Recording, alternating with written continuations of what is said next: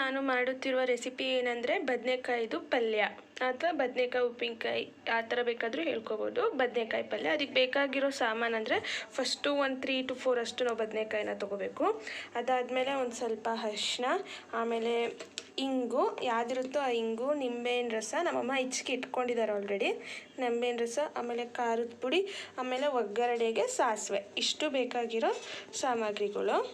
ಪಲ್ಯ ಮಾಡೋದಕ್ಕೆ ನಾವು ಒಗ್ಗರಣೆಗೆ ನಾವು ಎಣ್ಣೆನ ಕಾಯಕ್ಕೆ ಇಟ್ಕೋಬೇಕು. ಒಂದು 3 to 4 ಟೇಬಲ್ ಸ್ಪೂನ್ ಅಷ್ಟು ನಾವು ಎಣ್ಣೆನ ಹಾಕ್ಕೋಬೇಕು. ಈಗ ಎಣ್ಣೆ ಕಾಯ್ದ ಮೇಲೆ ಒಗ್ಗರಣೆಗೆ ಸಾಸಿವೆ ಜೀರಿಗೆನ ಹಾಕ್ಕೋಬೇಕು. ಅದಾದಮೇಲೆ ಒಂದು ಸ್ವಲ್ಪ ಹಿಂಗನ್ನ ಹಾಕ್ಕೋಬೇಕು. ಈಗ ನಾವು ಬದನೆಕಾಯಿನ ಸಣ್ಣದಾಗಿ ಹೆಚ್ಚಿಟ್ಕೊಂಡಿದ್ವಲ್ಲ ಅದನ್ನು ಹಾಕ್ಕೋಬೇಕು.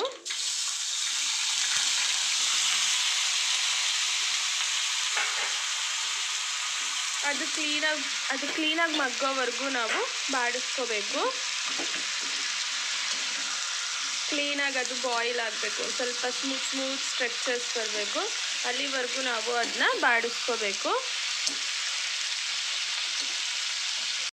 ಈಗ ಇದು ಮಗ್ಗಿದೆ, ಒಂದು ಸ್ವಲ್ಪ ಬಾಯ್ಲ್ ಆಗಿದೆ. ಇದಕ್ಕೆ ನಾವು ಒಂದು ಸ್ವಲ್ಪ ರುಚಿಗೆ ತಕ್ಕಷ್ಟು ಉಪ್ಪನ್ನ ಹಾಕ್ಕೋಬೇಕು. ಹಾಕ್ಕೊಂಡು ಕ್ಲೀನಾಗಿ ಮಿಕ್ಸ್ ಮಾಡಬೇಕು. ಅದಾದಮೇಲೆ ಒಂದು ಸ್ವಲ್ಪ ಅರಿಶಿನ,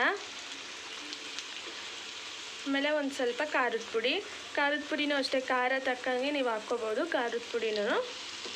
ಇಷ್ಟನ್ನ ಹಾಕ್ಕೊಂಡು ಕ್ಲೀನಾಗಿ ಮಿಕ್ಸ್ ಮಾಡ್ಕೋಬೇಕು ನಾವು.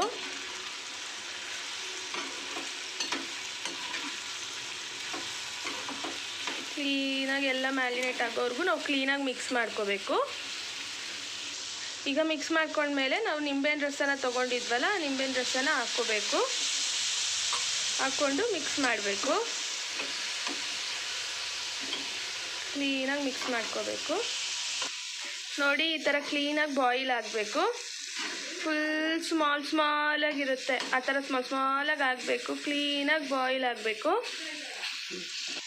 ಈಗ ಬದನೆಕಾಯಿ ಪಲ್ಯ ರೆಡಿ, ತಿನ್ಬೋದು.